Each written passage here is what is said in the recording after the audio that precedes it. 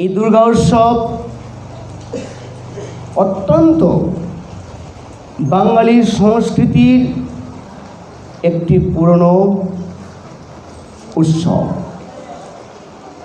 আমরা দেখতে পাই মার্কণ্ড পুরাণে চণ্ডী গ্রন্থে, চণ্ডী গ্রন্থটি প্রামাণিক গ্রন্থ।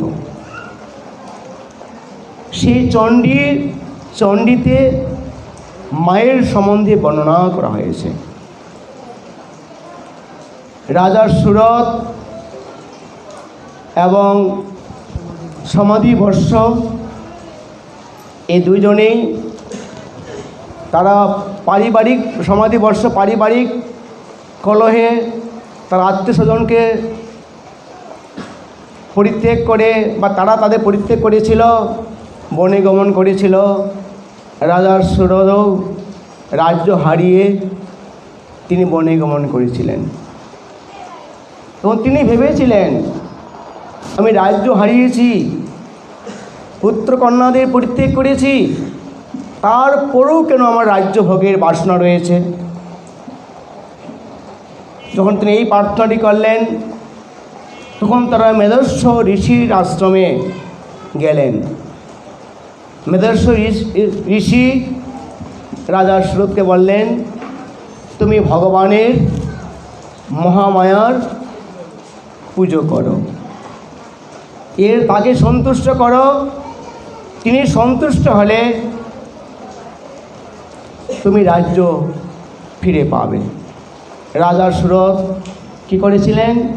এই মায়ের মহামায়ার তিনি আরাধনা করেছিলেন এবং রাজ্য তিনি প্রাপ্ত হয়েছিলেন। আর সমাধিবর্ষ তিনি মায়ের কাছে বিষ্ণু ভক্তি কামনা করেছিলেন, তিনি বিষ্ণু ভক্তি প্রাপ্ত হয়েছিলেন। এবং আমাদের বৃন্দাবনে যে ব্রজগোপিকারা রয়েছেন, মহামায়া কাত্যায়নী দেবীর প্রার্থনা করেছেন।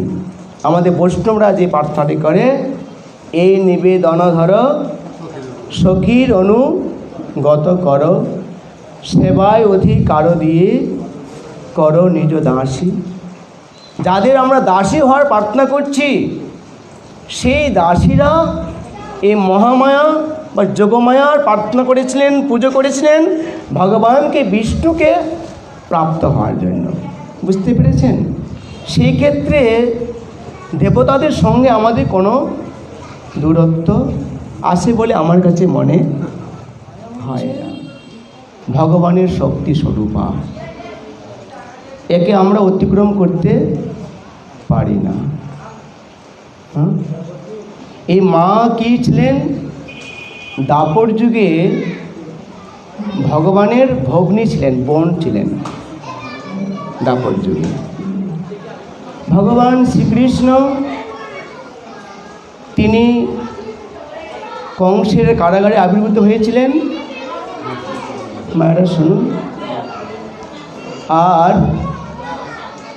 এই যোগমায়া বা মহামায়া কি করেছিলেন? নন্দলায়ের তিনি জন্মগ্রহণ করেছিলেন, তাই না? নন্দলায় জন্মগ্রহণ করেছিলেন। দৈববাণী হলো, বসুদেবকে নির্দেশ করা হলো, তোমার ঘরে যে সন্তান এসেছে সেটি স্বয়ং নারায়ণ, তুমি নন্দালয়ে নিয়ে যাও। আর নন্দ মহারাজের রানী, নন্দরানী, সে একটি সন্তান প্রসব করে, সেটাকে নিয়ে আসো। সবাই আপনারা দেখেছে মনে কৃষ্ণ জন্মাষ্টমী। বসুদেব কী করলেন? সময়ের সংকীর্ণ স্বল্পতা, আমি চলে যাব। বসুদেব কী করলেন? তিনি তার পুত্রকে সেই যমুনা পার হয়ে পাড়ি দিয়ে সেই গোকুলে গেলেন, বৃন্দাবনে। যশোদার কোলের যে কন্যা আছে, এই তার পুত্রকে রেখে দিয়ে সেই কন্যাটিকে নিয়ে আসলেন। তারপরে যখন কারাগারে প্রবেশ করলেন, তখন কন্যাটি কেঁদে উঠল। দাঁড়িরা বললেন, হে মহারাজ কংস, আপনার ভগ্নী সন্তান লাভ করেছে। কেন? অষ্টম সন্তান ছিল তার মৃত্যুর কারণ কংসের। তখন তিনি কারাগারে প্রবেশ করলেন, দেখলেন তো এটা পুত্র না কন্যা। দেবকী প্রার্থনা করলেন, হে প্রিয় কংস, তুমি তো আমার আগেই 7টি সন্তান 6টি সন্তান মেরে ফেলেছ। হ্যাঁ, এটি তোমার পুত্র না, এটা আমার কন্যা, তুমি এটা আমাকে ভিক্ষা দান করো, এ তোমার মৃত্যুর কারণ হবে না। মানে এটা পুত্র না তো, এটা কন্যা। কিন্তু কংস বুঝেও গিয়েছিলেন যে না, একে মারব না। নারদ মুনি বলছেন, না না, ভগবান যে কোনোভাবেই আবির্ভূত হতে পারে, তুমি তোমার সিদ্ধান্ত পাল্টাবে না। দেখেছেন, নারদ মুনি সেই কংসের মত পাল্টিয়ে দিল, তুমি সিদ্ধান্ত পাল্টাবে না, ভগবান যে কোনো রূপেই আসতে পারে। এই কথাটি যখন নারদ মুনির কাছে কংস শ্রবণ করলেন, তখন কি করলেন, শিশু কন্যাকে ধরে পাথরে আষাঢ় মারবেন। যখন আষাঢ় মারবেন, তখন সেই কন্যাটি কি হলো, অষ্টভুজা রূপ ধারণ করলো। মা দুর্গা কি, হ্যাঁ, কী করলেন, অষ্টভুজা, 8টি হাত। তো এই জগতে বাঙালি সংস্কৃতিতে আমরা 10 ভুজা মায়ের পূজা করি, অন্যান্য সংস্কৃতিতে অষ্টভুজা 8টি হস্ত পূজা করা হয়। যাই হোক, তখন এই মা মহামায়া কংসকে বললেন, আরে মুরো, তোমারে মারিবে যে গোকুলে বাড়িচ্ছে সে। আর এই কংস ছিল মায়ের ভক্ত, মায়ের ভক্ত ছিলেন কংস। তোর মাকে কি করলেন, কংস প্রণতি জ্ঞাপন করলেন। হ্যাঁ, হে মা, আমি বুঝতে পারিনি তোমার লীলা কি। হ্যাঁ, তো দেখা যায় দাপর যুগে এই মহামায়া তিনি ভগবানের বোন হিসাবে আবির্ভূতা হয়েছেন দাপর যুগে। আর কৃষ্ণ কি বলেছেন, মম মায়া, এটি কি আমার মায়া। হ্যাঁ, যার জন্যই মায়ের সঙ্গে মানুষ না জেনেই বলে ইসকন হয়তো দেবতাদের সঙ্গে তাদের দূরত্ব আছে। কোনো দূরত্ব নেই, কেননা আমাদের দর্শন শ্রী চৈতন্য মহাপ্রভু যে দিয়েছেন সমস্ত জীবের প্রতি ভালোবাসা শ্রদ্ধা জানবার জন্য। উত্তম হইয়া হবে নিরভিমান, জীবের সম্মান দিবে কৃষ্ণ অধিষ্ঠান। মহাপ্রভু কি বললেন, তুমি উত্তম হয়ে থাকো, অভিমান শূন্য হবে, আর সকলের হৃদয়ে ভগবান পরমাত্মার রূপে বিরাজ করছেন, তাদেরকে আমার কি দাস বলে জানবে।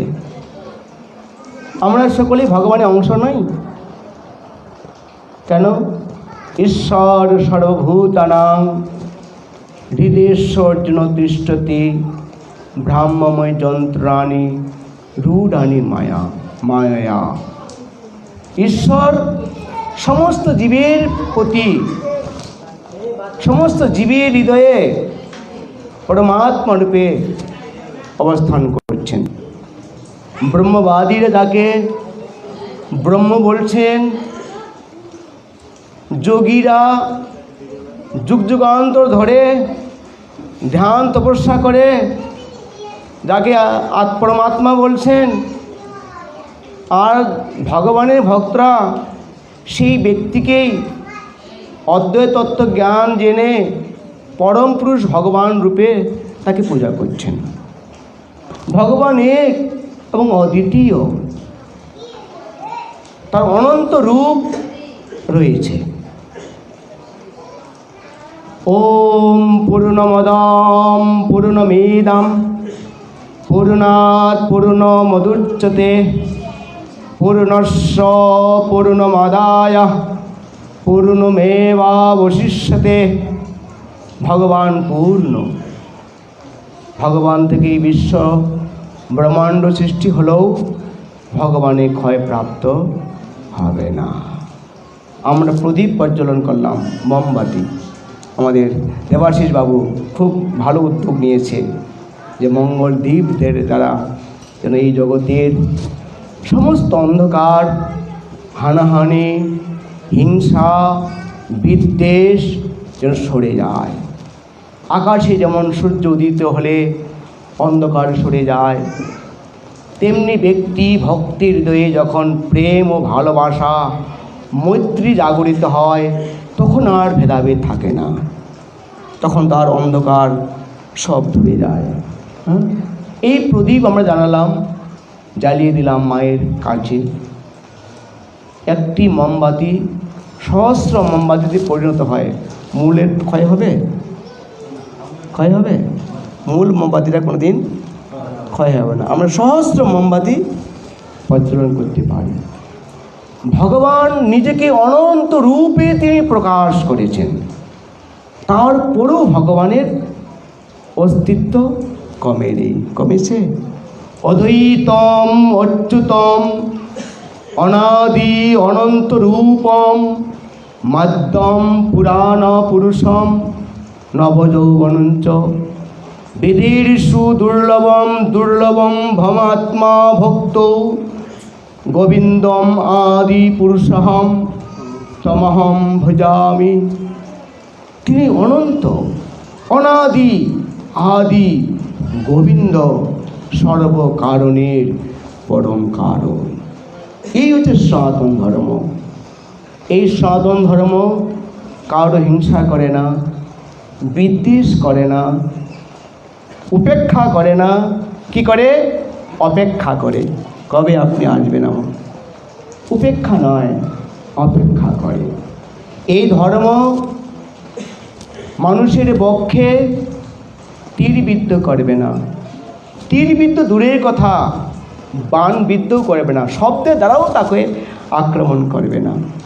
আমাদের সমস্ত ভক্তদের উচিত আমাদের শব্দের দ্বারাও কাউকে কষ্ট না দেয়। এই হচ্ছে মহাপ্রভুর দর্শন। তীরবিদ্ধ দূরের কথা, বাণবিদ্ধ শব্দের দ্বারাও আমরা কাউকে আক্রমণ করতে চাই না। এই সনাতন ধর্ম।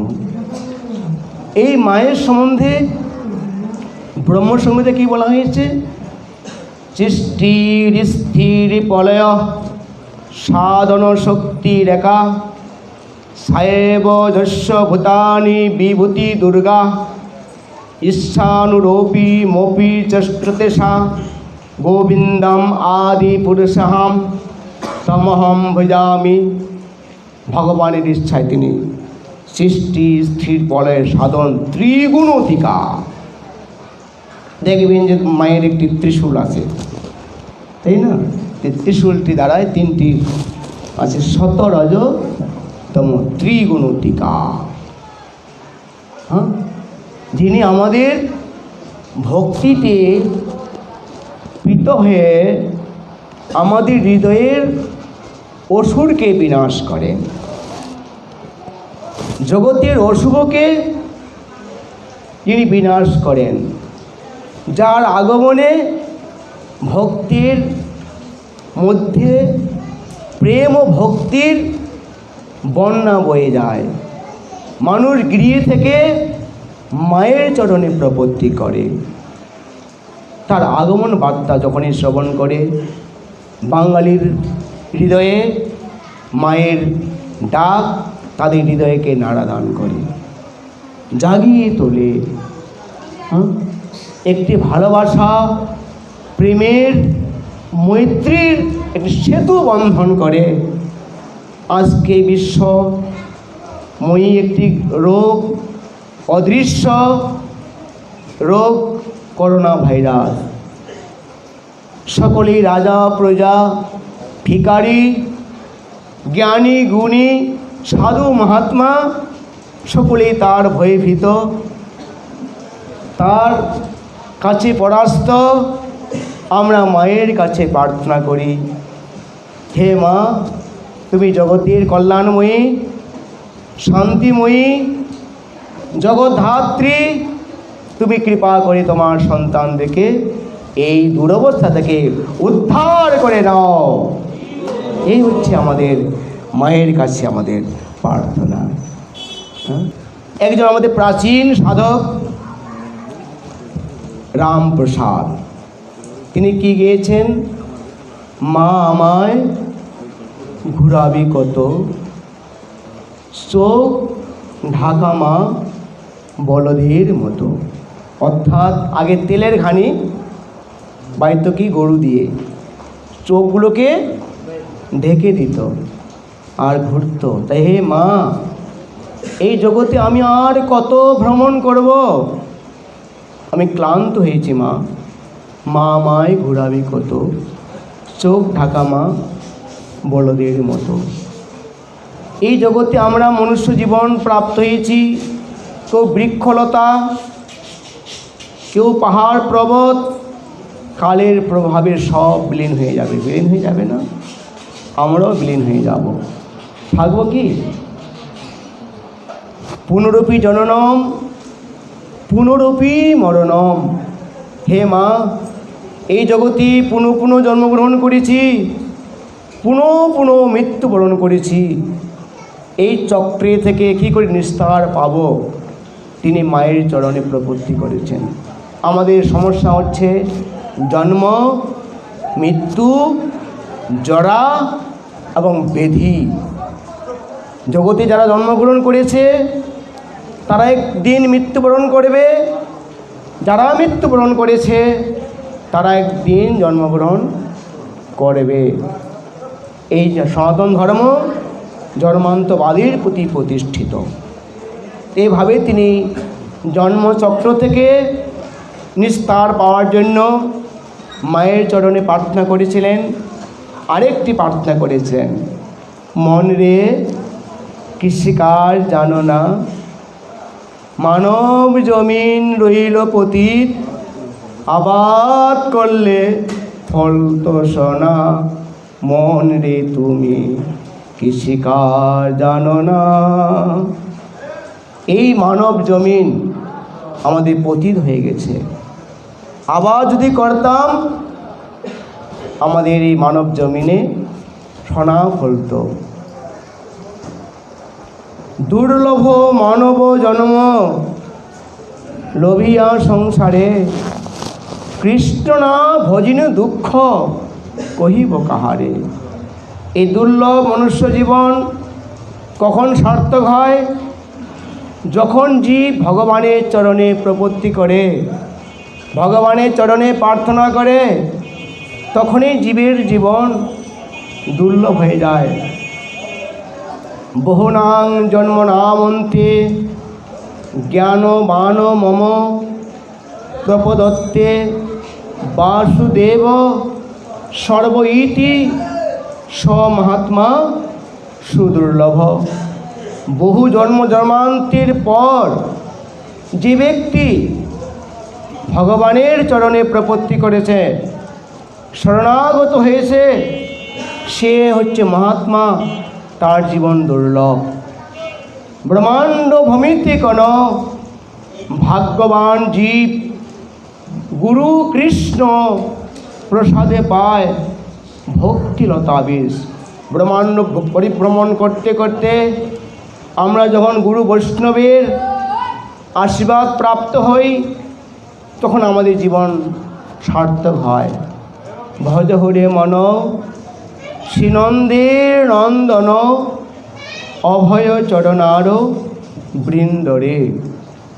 দুর্লভ মানব জনম সৎসঙ্গে, তরহ এই ভব সিন্ধুরে। এই দুর্লভ মনুষ্য জীবন তখনই সাফল্য হয় যখন আমরা শ্রীনন্দে নন্দন শ্রী গোবিন্দের চরণে আমরা সমর্পিত হই।